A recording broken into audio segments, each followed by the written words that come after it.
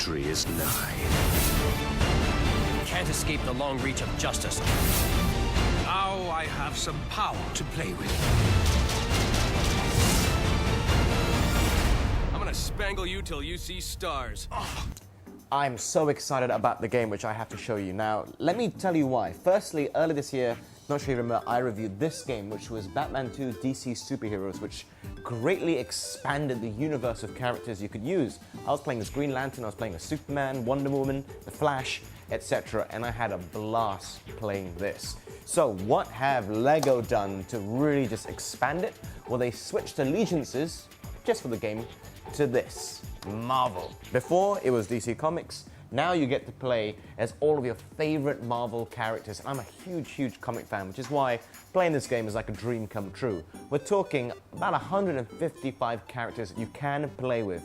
That does not even include the DLC you can get. For example, the Asgardian DLC, where you can play as Jane Foster, played by Natalie Portman in the movie Thor and stuff like that. So I'm sure you know who I'm talking about.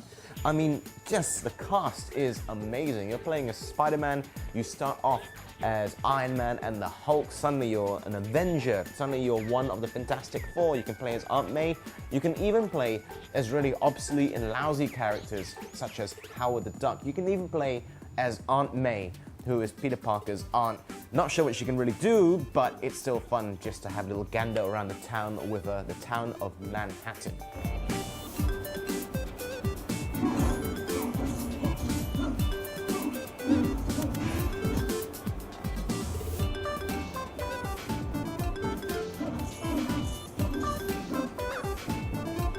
Now, on that note, not only is the cast massive, so is this open gameplay world which you can tinker around with outside of the actual storyline. By that, head over to New York, just bounce around, go to the Empire State Building, go to the Brooklyn Bridge, do whatever you want to do, and just have fun. Now you can unlock this free open world the moment you complete the first level, which is pretty fast, pretty easy. It's just for you to understand the controls, etc. And I mean, you can do anything. You can go find Gwen Stacy, make her jump off the Brooklyn Bridge just like in the comics. It's so much fun. Imagine this open world concept being like GTA meets Lego. That's effectively what it's like, and you can fly around as Iron Man, you can do whatever you want. Now obviously a lot of these characters you have to unlock them as the gameplay progresses, and you have to play the story mode to do so. So if you want to have a bounce around Manhattan and New York, well, it'd be very limited unless you start unlocking the characters, but it's so much fun.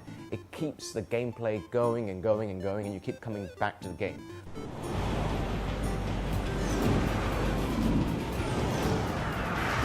Holding Grand Central hostage at rush hour? Now that's criminal.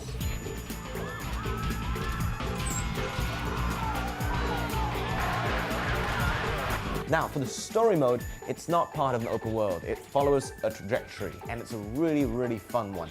There's a collective story. You start off with seeing the Silver Surfer. Remember him, the Fantastic Four movie? Played by Lawrence Fishburne, I think, the voice. Anyhow, he comes down to Earth, and suddenly a missile hits him, and all these cosmic cubes, just like the cubes you see in the Avengers movie and also Captain America, etc., are scattered around the globe. And it's all because of Doctor Doom and Loki. Now, Doctor Doom wants to build his Doom Ray of Doom, very cool name, and he's helped out by Loki. So, of course, Nick Fury, Samuel L. Jackson in the movies, enlists the help of all the heroes around the world to help him grab these cosmic cubes before, of course, the villains get it. And I'm talking a whole lot of villains as well, like Dr. Octopus, the Sandman, etc. So much fun in the storyline, and as you're progressing, you'll notice that there's one major villain in that chapter, and you have to basically chase him through whatever puzzles you have to get through, and you'll come across lesser known villains or smaller villains to get to the ultimate villain of the chapter. So you're constantly facing different challenges. Now, in terms of that challenge though, you'll see it's targeted more to the younger demographic of Marvel. But it's okay, it's a lot of fun. Anyway, you just have to figure out what that puzzle is and figure out your character's ability to unlock that puzzle. Pretty simple.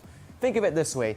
Some characters have got more brains. For example, Fantastic Four character, Mr. Fantastic, has got more brains than Captain America. So certain controls only he can operate, whereas you need to use the shield of Captain America to do other things. So no hero really feels that depleted. I've had so much fun just exploring the city. It's a great game. Gameplay is fun, buttons are simple, and you'll breeze through the storyline in about 12 hours, give or take, depending how you play the game.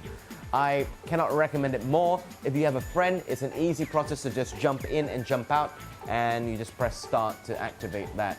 It'll go into a split screen mode, so you're not tethered to the other person, so a lot of fun in that aspect. I'm gonna give this game a solid 4.5 out of 5. It really, really is cool. Check it out if you're a fan of Marvel Comics. You want to explore a universe which ties in so many little things from, well, about 40, 50 years of Marvel history. You have to give this game a go. It's more expansive than what we saw with Batman, but oh, it is so much fun. I need to get back to it because I want to play as Spider-Man. Wow. So much for taking the subway down to the Bugle. Guess I'll just have to fight my way through it.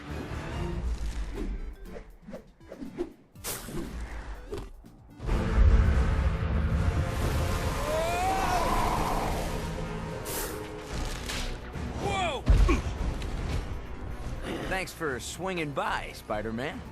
You Avenger guys are really great at making a mess.